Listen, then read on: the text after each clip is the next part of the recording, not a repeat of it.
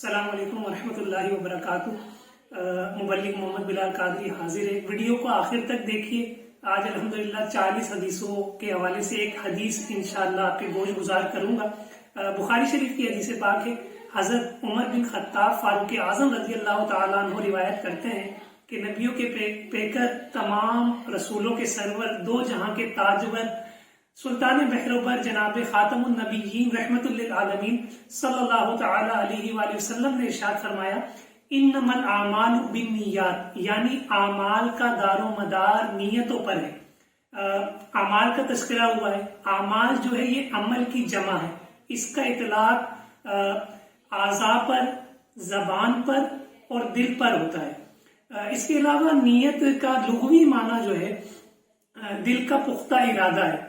اس کے علاوہ شرن جو اس کا معنی ہے، شرعی معنی یہ ہے کہ عبادت میں نیت کرنا، عبادت سے پہلے نیت کرنا۔ اور یہ بھی یاد رہے کہ نیت جو کی جائے گی جائز کام سے پہلے کی جائے گی، نیک اعمال سے پہلے کی جائے گی اور جائز افعال سے پہلے کی جائے گی، تبھی اس کا انشاءاللہ ثواب ملے گا۔ شرن جو معنی ہے عبادت سے پہلے نیت کرنا، عبادت کی بھی پھر دو قسمیں ہیں، ایک ہے مقصودہ، دوسری ہے غیر مقصودہ۔ پہلی قسم جو مقصودہ ہے اس کی کچھ مثالیں عرض کرتا ہوں۔ مثال کے طور پہ نماز اور روزہ یہ مقصودہ عبادت میں ہے، یعنی اس سے پہلے اگر آپ نیت نہیں کریں گے تو یہ عبادت کاؤنٹ ہی نہیں ہوگی۔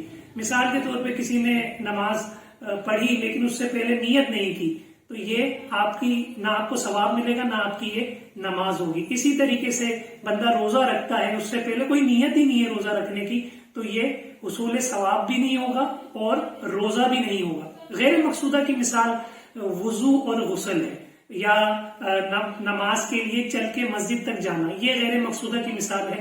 مثال کے طور پہ کوئی بندہ وضو کرتا ہے یا غسل کرتا ہے، اس سے پہلے وہ نیت نہیں کرتا ان کی تو وہ ثواب تو نہیں ملے گا لیکن وضو اور غسل ہو جائے گا۔ وضو کو طہارت صغریٰ بھی کہا جاتا ہے اور غسل کو طہارت کبریٰ بھی کہا جاتا ہے۔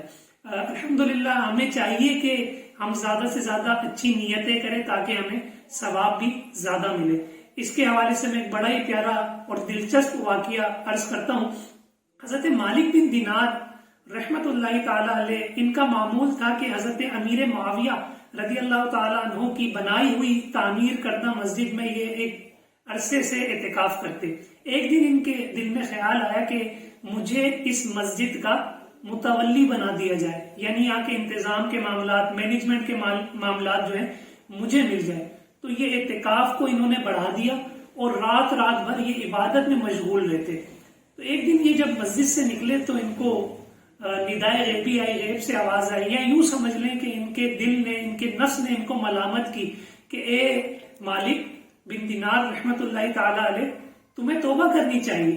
تو ان کو شرمندگی ہوئی کہ میں نے اتنے سال عبادت اس لیے کی کہ مجھے مسجد کا متولی بنا دیا جائے، یعنی یہ تو ریا میں آ گیا۔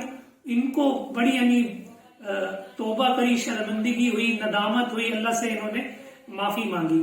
تو اگلے ہی دن صبح لوگ مسجد کے باہر یہ کلام کر رہے تھے، بات چیت کر رہے تھے کہ مسجد کے معاملات خراب ہوتے جا رہے ہیں، کیوں نہ ان کو، یعنی حضرت مالک بن دینار رحمت اللہ تعالی علیہ کو اس مسجد کا متولی بنا دیا جائے۔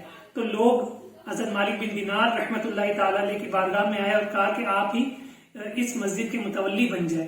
تو اللہ سے حضرت مالک بن دینار رحمت اللہ تعالی علیہ نے یوں دعا کی کہ یا اللہ، میں جب تیری رضا کے لیے نہیں، یعنی ریاکارانہ طور پر اس مسجد کا متولی بننا چاہتا تھا، جب تو میں نے یہ برا کام کیا ایک طریقے سے، اور اس وقت یہ لوگ مجھے یہ ذمہ داری دینے نہیں آئے، اب میں خلوص سے دل سے تیری عبادت میں مشغول ہوا ہوں تو یہ مجھے یہ ذمہ داری، یعنی متولی کی ذمہ داری جو ہے یہ دینے آ گئے۔ تو اب میں تیری عبادت میں مشغول بھی رہوں گا اور یہ ذمہ داری بھی قبول نہیں کروں گا۔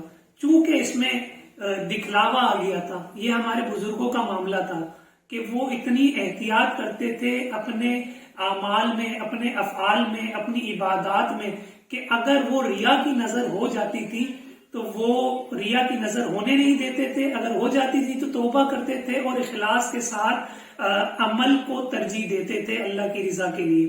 تو یہ ان کا یہ بھی ہوا کرتا تھا کہ اللہ کی رضا والے اعمال کرنے ہیں، دوسروں کو دکھانے کے لیے ہمیں اعمال نہیں کرنے۔ اللہ پاک ہمیں بھی اخلاص کی توفیق عطا فرمائے اور اپنی نیتوں کا قبلہ درست رکھنے کی توفیق عطا فرمائے۔ ویڈیو کو ثواب کی نیت سے شیئر کیجیے۔